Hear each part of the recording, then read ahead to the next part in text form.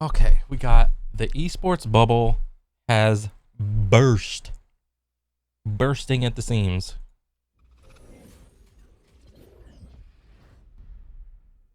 This video is brought to you by Incogni. Stick around to hear more about the special offer they're providing to the entire upper echelon community.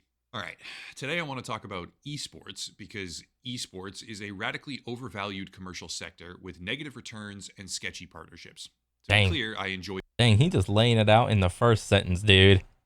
video games, I support video games, and I certainly understand the appeal or demand rather for competitive gaming environments. But what we see right now today is the culmination of a multi-year hype-driven FOMO cycle, which is collapsing right in front of us for the Western market. Let's go. FOMO cycle. Um, I don't know. Is there a FOMO? I mean, with a lot of free to play games, like they do incorporate like battle passes and whatnot, and like limited time, I don't know, sales on skins that leads to the illusion of fear of missing out in terms of like I don't know monetization models or whatever. So there is a little bit of that. So Go back in time. Gaming used to be a hobby. Gaming used to be nerds with computers carting them across the state to LAN tournaments because the circle of peers who actually appreciated their hobby was relatively small. mhm. Flash forward, and gaming is now the target of venture capital investment or sovereign government wealth funds, even Yeah, boasting multi-million-dollar salaries for its roster of competitive players.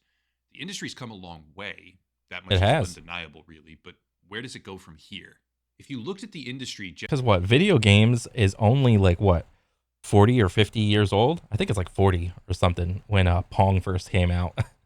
generally speaking, in 2022, you'd be floored.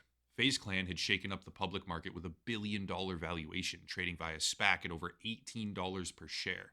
Dang, $1.3 billion of venture capital had been poured into the industry that fiscal year alone, with major brand partnerships and even dedicated new publisher networks like the Riot Esports REN, meant to rival platforms like Twitch. All signs oh what wait, shit. Riot Games may be making an esports app called Riot Esports Network. Dang. If you like Riot Games, this could be the jam. Potentially. REN meant to rival platforms like Twitch. Or it couldn't be. We'll see. All signs pointed to esports rivaling traditional sports on a global stage with unparalleled growth and unprecedented levels of interest. I mean, hell, people were even starting to compare League of Legends with its World Series to the Super Bowl on the metric of unique viewership, which is huge. And the Uh-huh. industry itself seemed to be kind of untouchable. However, flash forward again, and esports So I will say you take essentially you can take like well, not any esport, but like a lot of the big name esports, and as long as you can make an event like a Super Bowl type event out of the video game, it can put up like some decent numbers, but it's still not going to be like a Super Bowl level event. You're still going to have to, if it's going to be a LAN event, there's a bunch of things that you have to do to like make a spectacle out of it, much the same way that the Super Bowl has, like, because how much is it to buy a Super Bowl ticket? Wasn't it like 1 year it was like 10K just to buy a ticket or some shit? Or I know it's like a gradient of like if you want like the lower seats like closer to the players, it's like more expensive, and if you're like way up there in the nosebleeds, it's like cheaper or some shit like that. Um, but when you go to a stadium, you're not just watching a football game. It's like a whole experience that and show that is put on. And if I don't know, tournament organizers, esports orgs can realize this, the more of a show that they put on for the audience, and they involve the audience more in the event, I think it could be better. But granted, that something like that is like a monumental task, really. Because look at the League of Legends, like what do they call it? Like world events, like the grand finals for the world events. They got it's crazy. They got holograms, like all this like lights and fucking concerts. They got people playing. They got everything there. I think it's really cool. Sports has become a cautionary tale about overhyped excess, corrupt partnerships, inflated metrics, and destruction of value.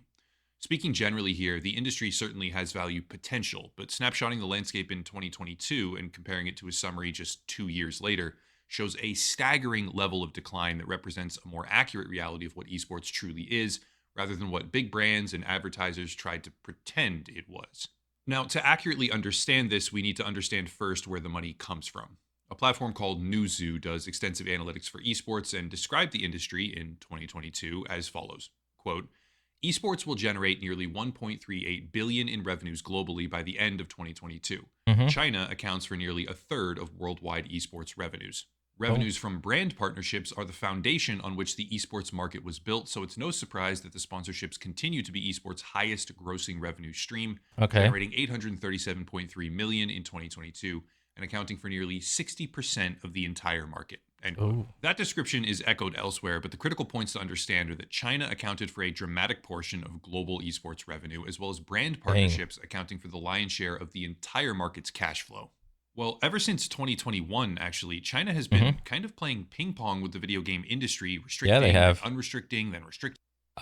Because what? Didn't China implement that thing where it's like, what was it? It was like an age restriction thing. Like, you can only play video games if you're under, like, if you're under 18, you can only play video games for, what was it, like, what was it, 2 hours a day? Or was it like 0 hours a day? Or what was it, only like 2 hours a week? Or something like that if you're under 18. But if you're over 18, it's like you're an adult at this time, you do whatever. Wasn't that a thing? I'm pretty sure that was a thing. It again, but these political maneuvers have very real industry wide consequences, at one point sparking a near $80 billion meltdown. Sure, that's not the fault of esports as a concept directly. It's more so the dictatorial whims of an authoritarian nation state. But Yeah. it plays a role in the story of how a market darling child could go so wrong so fast, despite everyone hyping it up as the next golden goose of our digital lives. Before going further, today's video is brought to you by Incogni. Unrelated to their services, as I develop relationships here on the channel, it's important for me to find brands that actually respect what I do, which absolutely applies to Incogni. Independent from any advertising, I want to thank them for that. It's rare on YouTube, sadly, and it's Oh very shit. much appreciated. Incogni is all about online privacy and data protection. That's All actually been right. one of my hobbies lately, owing to how important protecting your data is in a modern digital world, increasingly so. Every single day, your data is at risk of being sold by third party brokers or accessed without your knowledge in data I mean, to be fair, it probably already is. breaches. Some people don't care, but they should care. The Yeah. number of identity theft victims has gone up over 41% since 2021. And for Oh anyone who wants to Jesus. prevent that kind of thing, Incogni can help. Your personal information is absolutely everywhere now, and not just in the archives of companies you know about 278 data brokers found. So all these little red dots essentially have your information already. or signed up for on purpose, but other data firms as well, who then sell it all across the internet. For everyday users, it's a nearly impossible task to take any action at all because there are hundreds of these data brokers, and it's a lengthy process to contact them, fight objections, and get something removed. However, Incogni does all of this for you quickly and easily. The process is incredibly simple. Sign up for the website, give them specific legal permission to work on your behalf, and let them know what kind of information they'll be having removed. After that, sit back and just watch them work. Aggregating this Oh kind of dang. service lets them do what would otherwise be an all consuming and nearly impossible task for individuals, which is why so many people have so much information online that they never even know about. Using the link down below in the description and code Echelon at checkout, you'll get 60% off an annual subscription to Incogni. I could go into a lot more depth on this. The services they offer and the value they provide is quite large, considering, but for the sake of time, I have to keep it trimmed. All Again, right. link down below and promo code Echelon for 60% off your subscription. Dang. Big thank you to Incogni for sponsoring the channel. Dang. I Let's should do probably that get this. comparison now. In 2022, everything was green, but just 2 years later, well, let's have a look. FaZe Clan, once valued at well over $1 billion, is Oh, down roughly 99% from its peak, trading at 20 cents. And dang. Riot's potential esports network, REN, Wait, what is it now? What, like the 5 year? It was like, what's this number? 17.5 cents or something like that. But now it's like what, less than is it like 2/10 of a penny now? God dang. That's just flat out canceled amid layoffs. Yeah. Venture capital? Yeah, after excess COVID spending and government spurred lockdowns both expired, venture capital shriveled up like a raisin. Oh wait, so Riot Games cancels the Riot Esports Network, navigating changes amidst budget cuts. Ooh.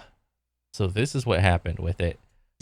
Not even getting close, by the way, to its 2018 levels. As for brands, that might actually be the most compelling aspect here because brand deals have begun to heavily favor the crypto industry, and we all know how that's going to go. No, Here's a that's few not gonna examples. go. Guild Esports got its largest ever deal from Bitstamp, which is a crypto exchange. Evil Oh boy. Genius is a prominent professional gaming organization, partnered up with ThunderPick, whatever that is, a crypto betting platform. And even TSM, once the poster child of North American esports, was set to Oh change yeah. its name to TSM FTX. Oh yeah, I remember that era. And then we all saw on the news what happened with FTX and that Sam Bankman-Fried guy. After a $210 million deal. The worlds of crypto and esports were becoming increasingly intertwined by the day, it seemed, where some 15% of all the money even flowing into esports in the first place was from shady crypto organizations, but the problems didn't stop there. 1xBet, a platform with widespread criminal charges that's banned in like over a dozen countries as a result, became an official partner of WePlay, a fact that they quickly sought to conceal, and the Saudi Arabian Sovereign Wealth Fund became the primary engine behind effectively the entire esports industry, Yeah. which is controversial to say the very least. Well, I'm sure. Yeah, didn't Saudi Arabia pick up like the Overwatch League after the Overwatch League like died out and it used to be owned by Blizzard? That they're just like, we can't do this anymore. You guys take it. Everyone can guess how that's going, but in case you don't want to guess, it's going a little something like this. The TSM FTX. Honestly, like I talk to some of my like football buddies and I ask them like, has gambling been intertwined with sports since like the dawn of time? And I don't know, I ask them their opinions about this and it's like, it really just seems that you can't really have any sort of sport without like a betting side to it. Like, you know what I mean? Because like if you look at the NFL, like a lot of the buddies I work with, they're on fantasy league. They're on their like little Hard Rock app, like betting apps, like putting in like stupid little bets here and there. Bro, like what was it last Super Bowl? My buddy was making a bet of whether the national anthem would last over 90 seconds or under 90 seconds. I'm like, that is so fucking ridiculous that type of bet exists. And even more ridiculous is like, there's people betting on the coin flip, whether or not it's going to be heads or tails. I'm like, how are you guys making bets on this? It's like, oh, it's only $1 or it's only 50 cents or some shit like that. And it's like, oh, the payout would be like, oh, I get $5 for free. And I'm just sitting there flabbergasted. Like, if it's so little amount of money, why even bet in the first place? Ah, because it's fun. I just don't know, man. I don't know if you can have sports without a gambling aspect to it, or at least a betting aspect to it. So I don't know. Deal collapsed because FTX was a massive fraud. Surprise, surprise. Elsewhere in the industry, Misfits, another prominent organization, pivoted away from professional gaming entirely. Quake Esports got rug pulled. Yeah. Super Smash Bros. Continues to be basically wholesale rejected by Nintendo with no official support. Yeah. Riot Games shut down their Wild Rift. I want to know what's funny is like a lot of these videos of about saying that like what is it, like the game dev like as like a entire player base, like say you have a player base, do you want the support of the developer behind you in your esports scene, or do you not want the support of the developer behind you in the esports scene? I don't know, that just seems like a really weird question, because like anytime like Super Smash Melee tournaments pop up, like there was that there was like an era or an instance a while ago where some of the tournaments were just flat out being like cease and desisted or whatever. Like you cannot have this tournament, and it's like it's gonna be televised or whatever. It's gonna be like a non-profit tournament or anything like that, and like Nintendo will still come over to the Americas and be like, yeah, you can't do this. So that's like one example of a developer not having like any foothold in the tournament scene. However, if you're gonna be the developer and you're gonna have like no foothold in like the esports scene, like then why are you like canceling all the tournaments? Like I just don't know, man. It's maybe they're it's like how they do business over there. But I mean, a lot of the other times, it's the esports scene usually needs the help of the developer to run their esports scene because it's like not profitable. And yeah, I just don't know, man. Rift Pro scene completely beyond Asia, and LCS viewership hit a 5-year low. There's more, but that's a snapshot of industry sentiment with a few separate examples. Why, you might ask? Because esports is gold plated bullshit. Yeah, competitive gaming is fun, and certainly over time, some organizations will find a way to become profitable, probably. But right now, tremendous amounts of money are being funneled into an area where the audience doesn't even really buy shit. Propped up by Yeah, excessive capital in a completely that is so true. If you look at like a football fan, a football fan uh will just buy shit for their favorite team. They'll buy a jersey, they'll buy a football, they'll buy like a mug, a thermos, a towel.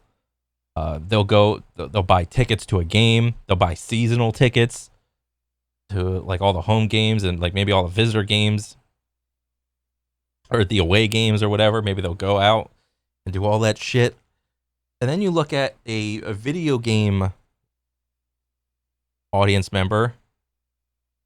Nobody's really going out and buying the merch for their favorite team because why aren't they doing that? It's because none of the audience members are really connected to the team, and because like you're not going to be connected to the team as a video game, like let's say your favorite team, um let's say you watch like Call of Duty. You're not as going to be as likely to be attracted to a team and connected to a team as you are a player. When it comes to like esports, people are more connected to an individual player. Um, yeah, that's just how it is. And with because what is it? I don't know, just a lot of what do you call it? A lot of esports scenes go through this thing called roster mania, and a lot of the times that includes like just like dropping and picking up new players. So with that happening so often, you have no real time to build any connection to the team and its like entirety, with people constantly coming in and out. obvious entertainment bubble because of COVID, by the way. Esports was then catalyzed further by crypto, of all things, meaning an industry that has never even been profitable was raking in billions and billions of dollars and is now accurately being revalued by organic market forces.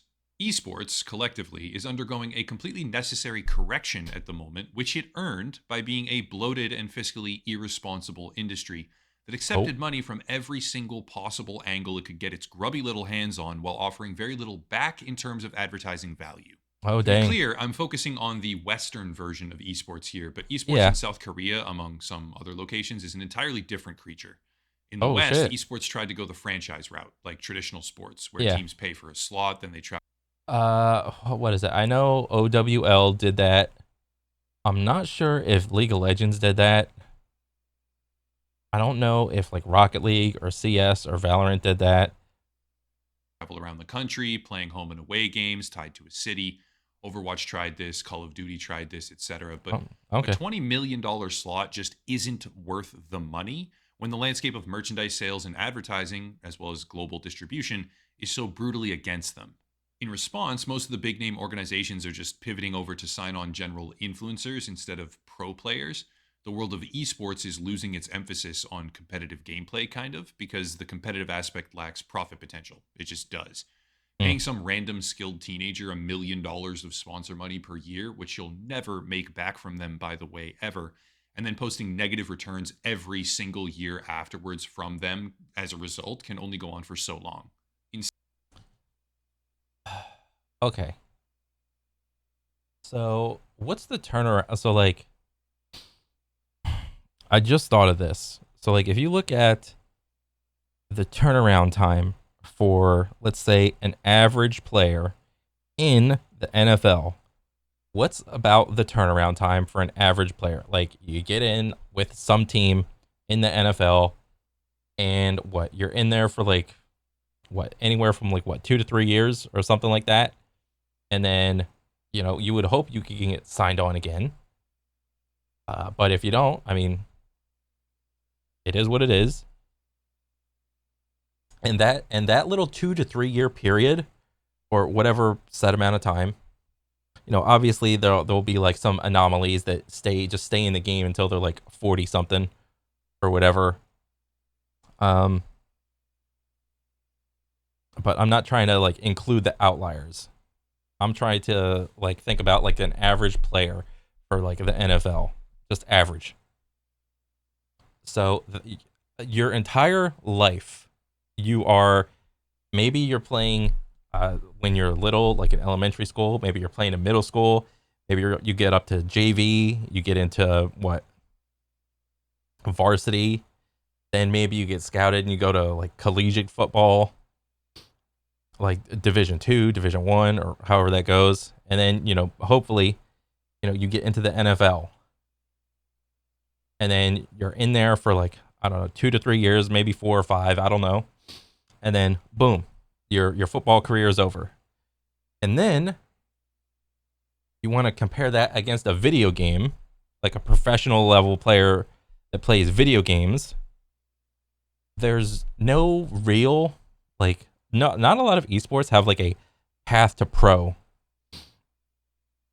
At least in like a lot of the video games that like I watch or whatever. Um, and because there's no path to pro, you're just simply, everybody is being just left to like just essentially just play the game whenever you can, for however long you can, just to get good. And since there are no, like, I don't know, outside forces or organizations to, I don't know, otherwise support it. So like you have things like football scholarships from like and you have like scouts. There are these like other like secondary and tertiary, and what's the word after tertiary? Like quarterary, like tertiary forces to support football throughout the entirety of like a person's like prime athletic years. With video games, the whole system just does not exist. Now, I do think there's like a couple schools or like colleges that offer like some sort of scholarship for like esports, for like League of Legends or Rocket League or something like that. That is fine, but that's not like the average.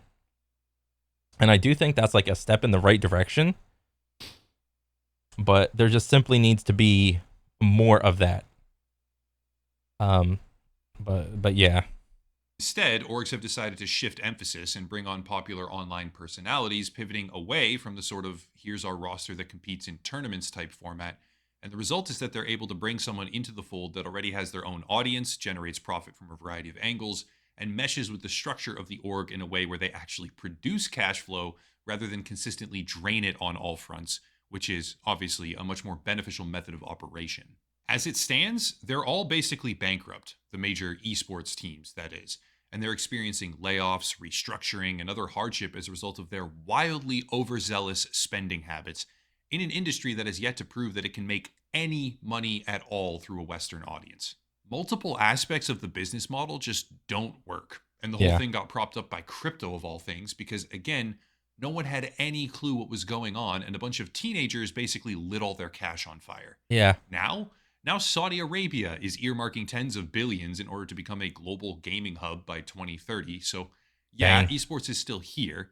Yes, eventually some of the players involved will find a way to become profitable. And of course, on an industry wide level, there is potential for it to grow. But the rise and fall of Western esports is a story of naive greed, impulsive spending, suspect partnerships, and well deserved correction. I mean, think about it. Look at regular sports. There's at the core of it, a sport is simply just entertainment. And like another factor that I mean, I think he mentioned, um, nobody owns football, nobody owns soccer, nobody owns the sport of baseball or golf. You simply just need to get the equipment you need for your sport and just go play it. With a video game, like the developer essentially has the rights, or the publisher, whatever. They have the rights to that video game, and what they want to do with their game is the end all be all. So, in the case of Nintendo, they did not want Smash or Super Smash, just the Smash Brothers genre, like to be. They did not want it to be competitive, but the community wanted it to be competitive in like certain parts of the world. They just in the beginning they just wanted it to be like a little fun like party game. You can play as all the little Nintendo characters all together. But the community said otherwise. It's like we like this to be competitive. So there is like a middleman in between. Well, not really a middleman, but like there's a butting of heads with what the community wants for the game and the developer wants for the game. And not every developer is going to think the same way. Not every like piece of the community, because you can divide the community up into like the casual and the competitive parts of the community. But essentially, with regular sports, nobody owns the rights to football or basketball or whatever. Game developers own that game. If you want to play that game, you have to like either buy it or if the game is like free to play or whatever. Yeah, there is that. As it all comes toppling down when the music stops and everyone tries to grab a chair at the same time. Seeing what esports is now, but remembering what it was, say, 10 or 15 years ago when the hobby was uncorrupted, I'm not sad at all. Let it burn. Something will rise up from the ashes at some point, but the At some industry point. that we see right now, the norms that we see right in front of us, they're shit. They deserve to go bankrupt. They should have to rebuild. And what comes after will Yeah. necessarily be different because what we see there right now just doesn't work. That's it. If you want to support the channel, check out the links down below. We have a brand new official merchandise. If a couple of guys, if 10 guys can figure out how to monetize shooting a rubber ball into a basket, what is so complicated about figuring out how to monetize 10 guys playing a video game? All right, come on now. What are we doing here? At the end of the day, it's just entertainment. There's nothing life-changing about sports. There's nothing life-changing about video games. At the end of the day, it's just entertainment. And for some reason, the video game industry cannot figure out this complex equation. So I don't know. I mean, I hope for the best for esports, because there's like a couple games that like I like to watch, but I mean, it's just getting boring. Dice line for the channel. Pre-orders are open right now. Again, link is down there. Locals and Patreon for monthly subscriptions. That's one of the main funding mechanisms for the entire channel. And the video sponsor, of course, Incogni. Protect your data. But I'll cut it there and stop rambling. As always, thank you all for watching, and have a nice night. Bro, every time I see like the outro with the draft, I'm just like, what is this? Oh man. But yeah, this is a good video. I don't know how esports is going to start flourishing. I think like one proposed thing was make the esports events, or maybe make like the season of an esport, make it pay-per-view. That was like one option, but I mean, if like audience members don't already buy shit to begin with, What makes you think putting like a money speed bump in between that? What would make you think that they're gonna pay to see like some people playing video games? Yes, it. I do think it would add to some like some sort of like credibility. Like, oh, you have to pay to see this shit. But I don't know if it would like if that type of model would work. Um, but we'll see what happens. Who knows? I mean, as you said, Saudi Arabia is gonna start taking it all over, and yeah, that's pretty much it for me. Another banger. But yeah, I'll catch you guys on the next one. All right, peace.